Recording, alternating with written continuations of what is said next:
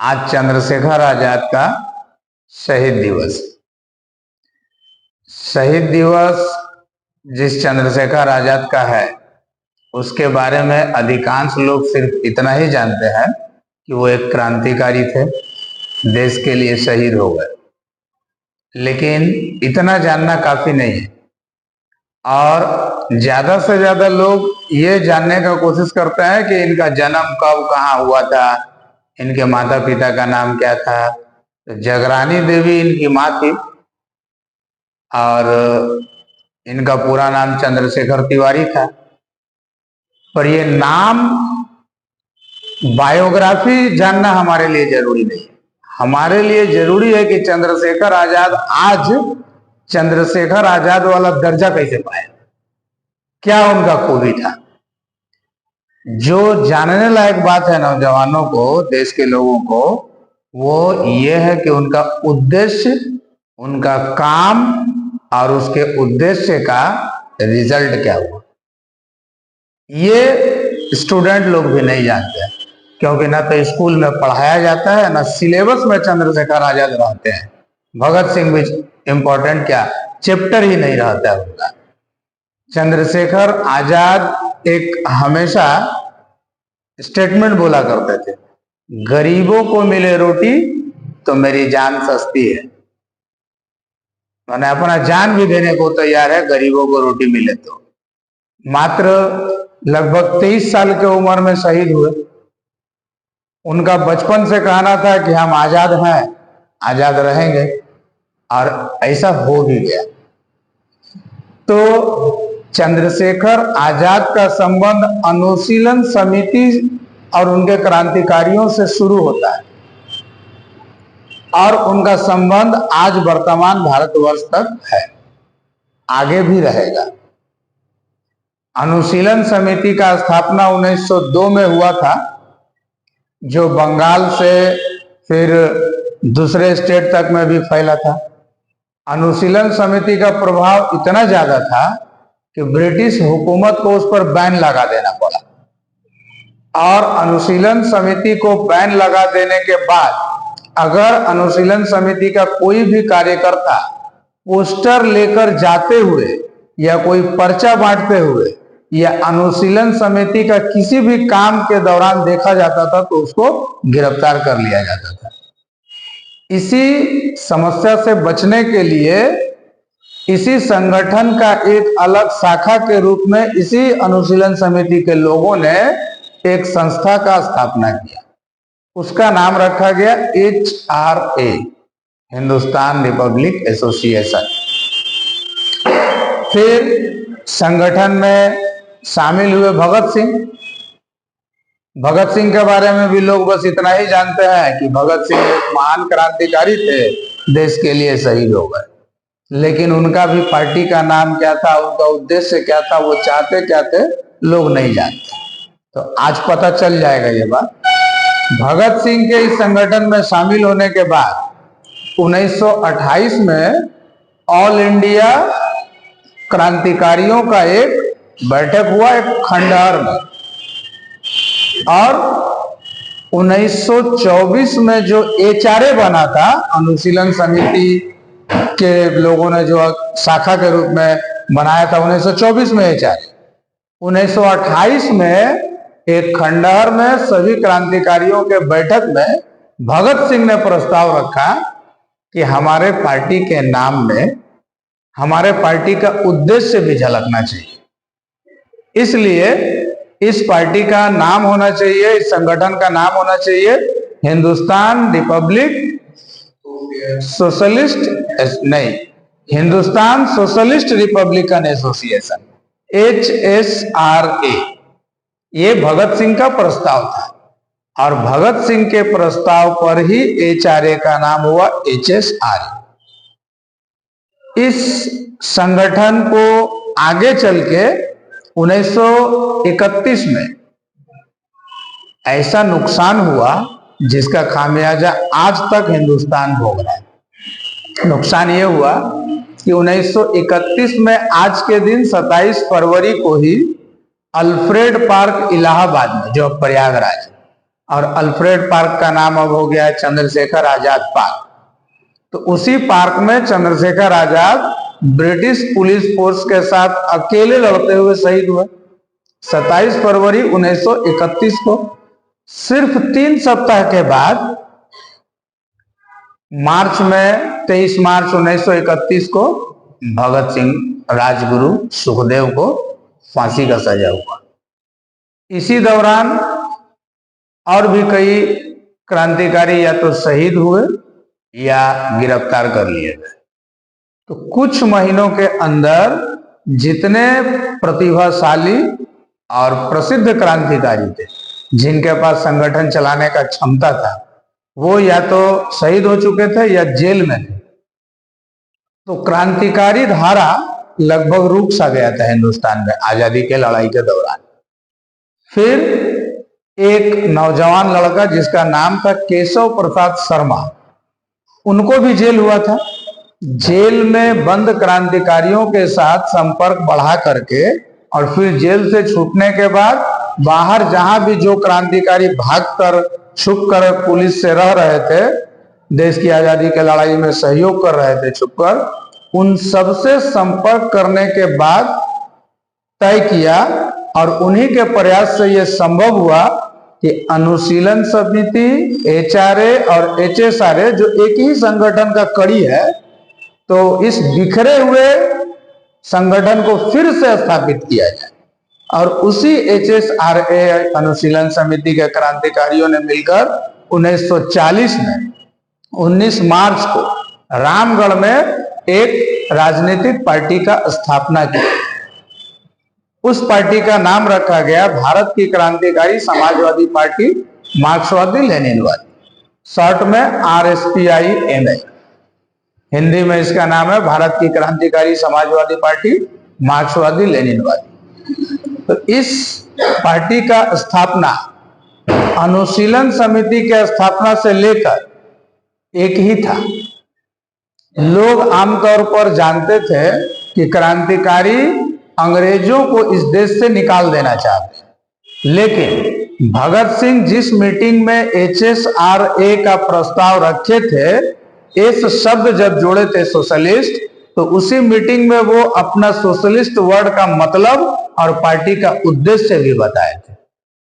वो ये है कि हिंदुस्तान में अंग्रेजों को गद्दी से उतारकर भगाने के साथ साथ हिंदुस्तान में एक ऐसे समाज का स्थापना होना चाहिए जहां मनुष्य के द्वारा मनुष्य का शोषण संभव न हो, कोई चाहे भी तो संभव न हो।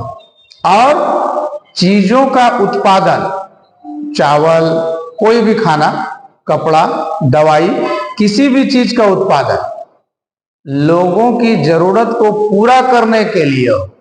लेकिन आज या उस वक्त चीजों का उत्पादन इसलिए नहीं होता था कि लोगों के जरूरत को पूरा किया जाए। खाना का उत्पादन, चावल, गेहूं, सब्जी इसलिए नहीं उगाया जाता है कि हिंदुस्तान का लोग खा के पेट भरे, स्वस्थ रहे। उत्पादन इसलिए होता है कि उसको बेच के मुनाफा कमाया जाए, चाहे कोई खाए या भूखे मर जाए। अगर किसी के पास पैसा नहीं है, वो कई दिन का भूखा है, तो भी उसको खाना नहीं दिया जाएगा। यह है वर्तमान व्यवस्था। जिसके घर में सबका पेट भरा है, अगर वो चाहे तो और खाना खरीद सकता है पैसा होने से।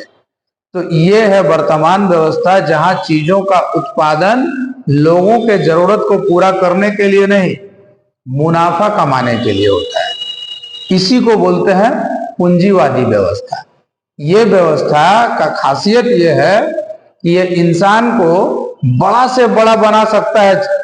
जज, वैज्ञानिक, शिक्षक, कुछ भी बना सकता है, बड़ा से बड़ा इंजीनियर। सिर्फ एक चीज नहीं बनाता है ये व्यवस्था, इंसान को इंसान बनने नहीं देता है। इंसान पर अत्याचार करे, शोषण करे, गुलाम बनाए, ये इस व्यवस्था का देन है।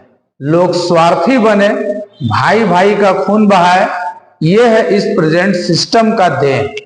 और जब तक ये सिस्टम कायम रहेगा तो कोई कितना भी अच्छा उपदेश दे ले कि लोगों को अच्छा होना चाहिए, सच बोलना चाहिए, लोगों को प्रेम करना चाहिए आपस में, ये सब ज्ञान कोई काम का नहीं है, क्योंकि इस व्यवस्था में लोग असुरक्षित हैं और अपने सुरक्षा के लिए स्वार्थी होने को बाध्य किया जाता है।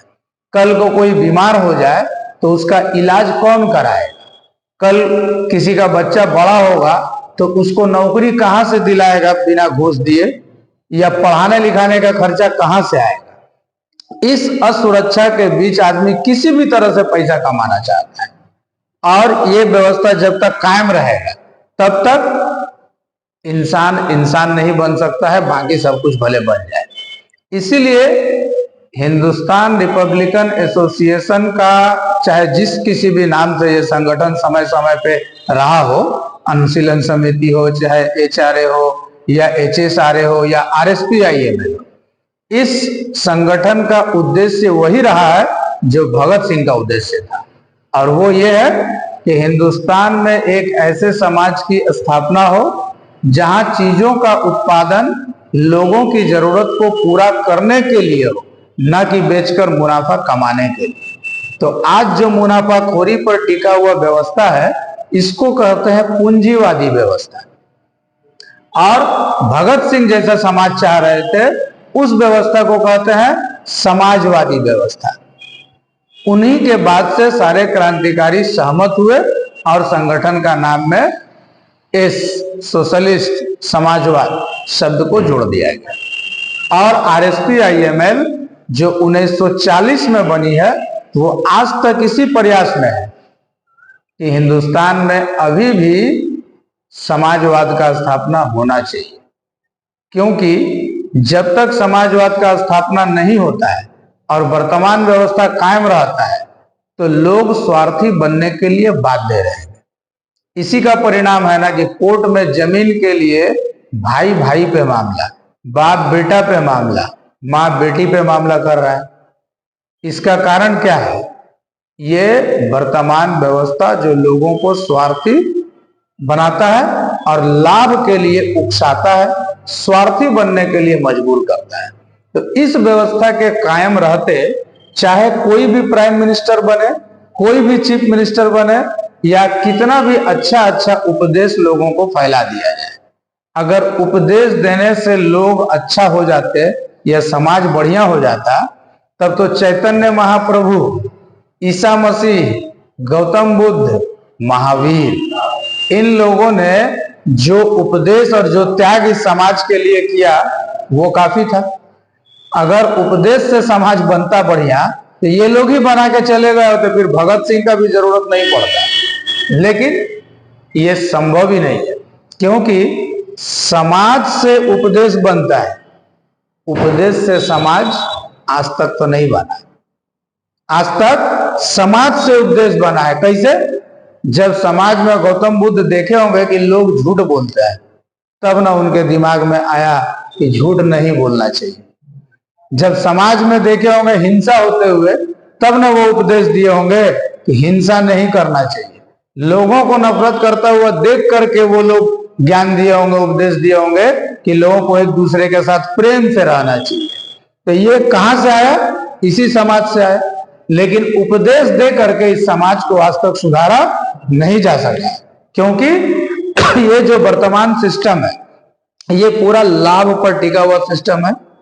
यहाँ पर संतान भी जन्म लेता है तो माँ बाप उसको लाभ के दृष्टि से देखते हैं। परिणाम यह है कि लड़का के जन्म होने पर खुशी और लड़की के जन्म होने पर दुख होता है, बहुत सारे लोगों को होता है।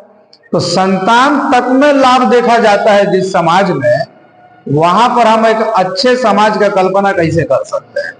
और ये तभी संभव है इसको ठीक करना जब इस सिस्टम को बदला जाएगा। तो हम लोगों का वास्तव में दो शत्रु था। एक ब्रिटिश गुलामी के समय, ब्रिटिश गुलामी के समय इस देश में अंग्रेज थे जब, तो वो हमारा शोषण कर रहे थे। और उसके साथ साथ जो सिस्टम इस देश में लागू था, यही पूंजीवादी सिस्टम, ये दोनों हमारा शत्रु था, सिर्फ अंग्रेज नहीं। तभी तो भगत सिंह उसी खंडहर में ऑल इंडिया मीटिंग जब हुआ था क्रांतिकारियों का, तो उसमें बोले भी थे कि अगर केवल अंग्रेजों को यहां से खदेड़ दिया जाए और ये सिस्टम ज्यों का त्यों बना रहे, तो हिंदुस्तान के जो साधारण लोग हैं, रोज कमाने खाने वाले, उनके हाथ में कुछ नहीं लगेगा। शोषण करने का अधिकार अंग्रेजों के हाथ से निकल के अगर हिंदुस्तान के लोगों के हाथ में केवल आ जाए, सिस्टम में कोई परिवर्तन ना हो, तो जो शोषण अंग्रेज कर रहे हैं वही शोषण हिंदुस्तान के लोग हिंदुस्तान के लोगों का करें। और आजादी के नाम पर सिर्फ एक ऐसी सरकार आएगी जो गोरे के जगह काले के रूप में, काले माने इंडियन को काला बोला जाता था उस समय, तो ये लोग हमारा शोषण करेंगे और जनता धर्म और जात के नाम पर आपस में लड़ेंगे। इससे ज्यादा और कुछ नहीं होगा।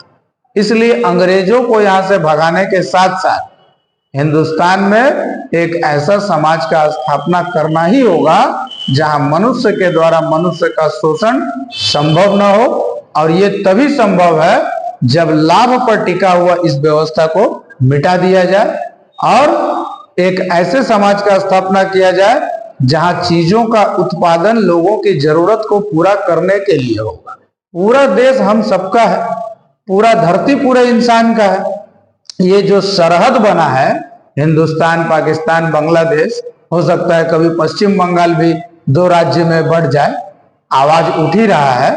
तो इस बंटवारे से भारत के आम लोगों का, रोज कमाने वाले खाने वाले लोगों का क्या वास्ता है?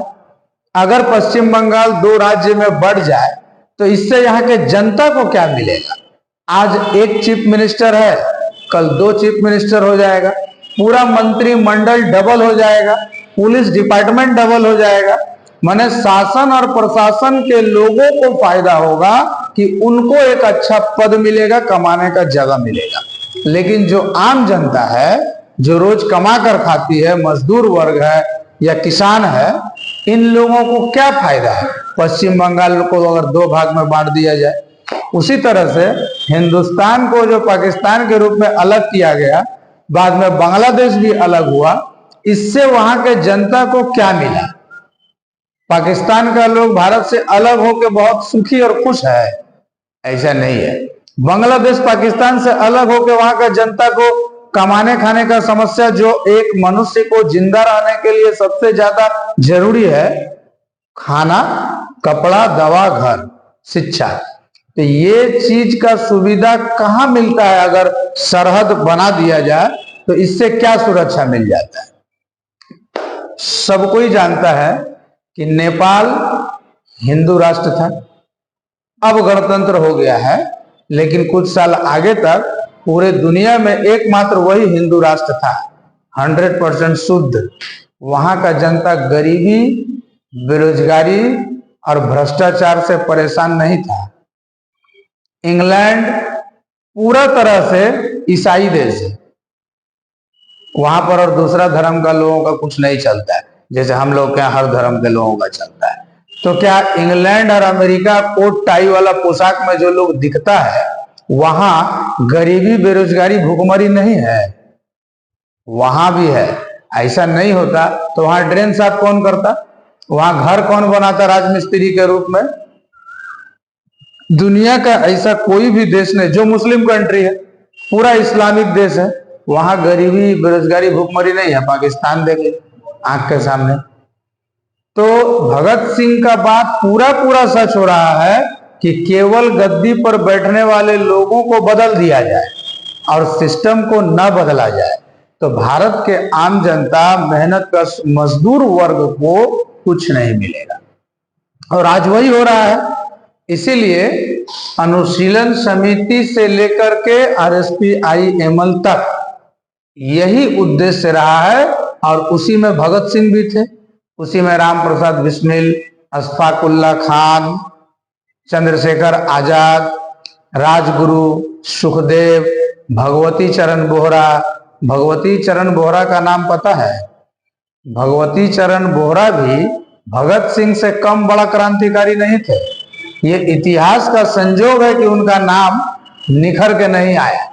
भगत सिंह जब जेल में बंद थे, फांसी का सजा सुना दिया गया था, तो चंद्रशेखर आजाद चाहते थे कि उनको जेल का दीवार बम से उड़ा कर भगत सिंह को वहां से भगा के निकाल लिया जाए। और इसी उद्देश्य के लिए भगवती चरण बोहरा ही बम बनाए थे। उन लोगों का टारगेट था कि भगत सिंह को लाहौर सेंट्रल जेल में दीवार उड़ा के उनको भगा लेंगे। बम बनने के बाद उसी बम को परीक्षण करने के लिए कि ठीक ठाक बना है कि नहीं, ये लोग रात में गया था और टेस्ट करने के समय भगवती चरण बोहरा के हाथ में ही बम फट गया, स्पॉट पर उनका मृत्यु हो गया। उसी 2-4 महीने 6 महीने के अंदर का ये सारा घटना है, जब चंद्रशेखर आजाद को शहादत हुआ 27 फरवरी को। 23 मार्च को भगत सिंह, राजगुरु सुखदेव का शहादत हुआ, और उसी लोगों को बचाने के लिए भगवती चरण बोहरा का शहादत हुआ। तो ये सारा घटना इस तरह से घटा कि आज हिंदुस्तान का ये अवस्था है। अगर इन लोगों का शहादत इस तरह से अचानक इतना स्पीड में नहीं हुआ होता, तो आज पूरे हिंदुस्तान का रूपरेखा कुछ और होता है। आज वर्तमान भारत का रिजल्ट हम लोगों के सामने है। सब कुछ कर रही है सरकार, लेकिन गरीबी, भूखमरी, रोजगार, इसको छोड़ के टीवी पर हर विषय पर डिबेट होता है, लेकिन रोजगार और भूखमरी कैसे दूर होगा, इस विषय पर कभी डिबेट नहीं होता है किसी भी पार्टी का। तो आज चंद्रशेखर आजाद का शहादत दिवस है। शहादत दिवस हम लोगों के लिए केवल ऐसा नहीं है कि उनका तस्वीर पे माला चढ़ा के हम लोग उनको जिंदाबाद बोल दें और हमारा जिम्मेदारी खत्म हो गया। अगर चंद्रशेखर आजाद का रास्ता सही था तो उस रास्ते पे चलना भी होगा। यही उन लोगों का असल में श्रद्धांजलि होगा। फूल माला चढ़ा करके श्रद्धांजलि देना तो फॉर्मेलिटी है, लेकिन अगर चंद्रशेखर आजाद को लगता है, हम लोगों को लगता है कि चंद्रशेखर आजाद सही रास्ते पर थे, तो उनका लक्ष्य और उद्देश्य तो आज भी अधूरा है। जिस हिंदुस्तान का सपना चंद्रशेखर आजाद और भगत सिंह जैसे क्रांतिकारियों ने देखा था, वो हिंदुस्तान तो आज भी नहीं बन पाया। आज भी जिस पार्लियामेंट में हम लोग हैं, जिस पार्लियामेंट के अंडर हम लोग संचालित किए जा रहे हैं, जिस कोर्ट और जिस थाना से हम लोगों के देश को कंट्रोल किया जा रहा है, ये सारा सिस्टम अंग्रेजों का देन है।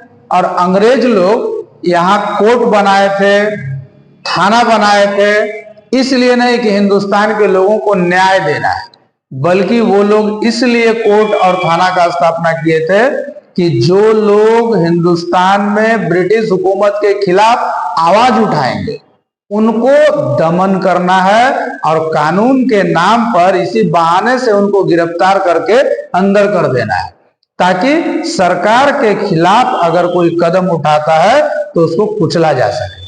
और आज हम लोग अगर उसी कोर्ट, उसी थाना से ये उम्मीद करते हैं कि हम लोगों का भला होगा, तो ये हम लोगों का अज्ञानता है, भ्रम है। आज भी पुलिस स्टेशन में जाने से रिजल्ट मिल जाएगा, पुलिस स्टेशन में जाने से पता चल जाएगा कि पुलिस हमारा कितना हितैषी है, पुलिस हमारे सुरक्षा के लिए है, ऐसा हमको बताया जाता है। वर्तमान व्यवस्था का खूबी देखो, पुलिस हमारे सुरक्षा के लिए।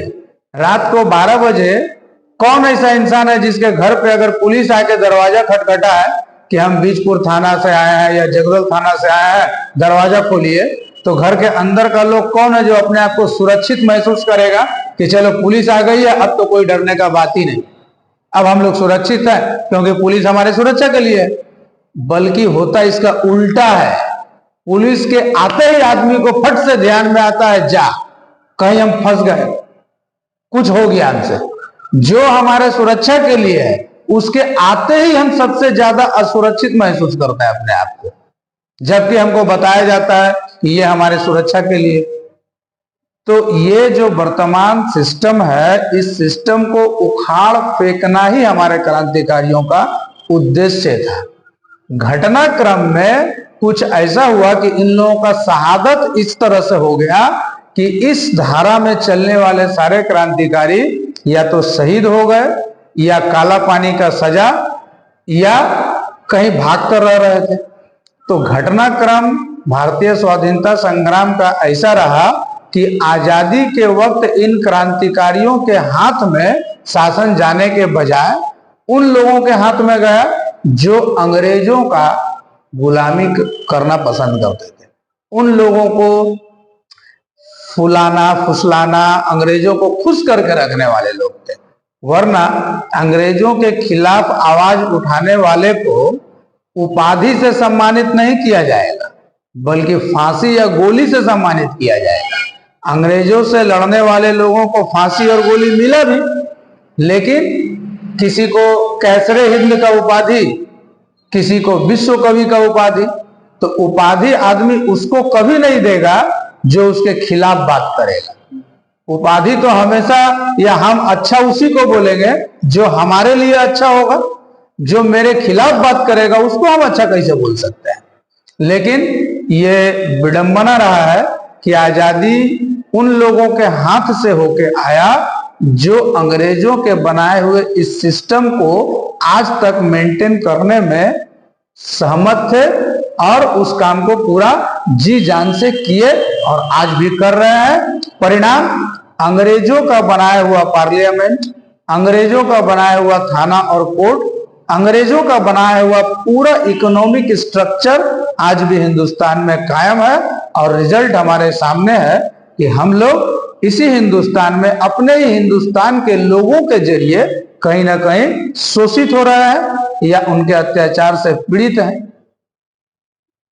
तो इस शहादत दिवस में हम लोगों के लिए ये प्रेरणादायक होता है कि जैसे हिंदुस्तान का सपना हमारे शहीद क्रांतिकारियों ने देखा था, उस हिंदुस्तान को फिर से बनाने के लिए हमको भी उस रास्ते पर आगे आना चाहिए और उनके अधूरे लक्ष्य और उद्देश्य को पूरा करना चाहिए।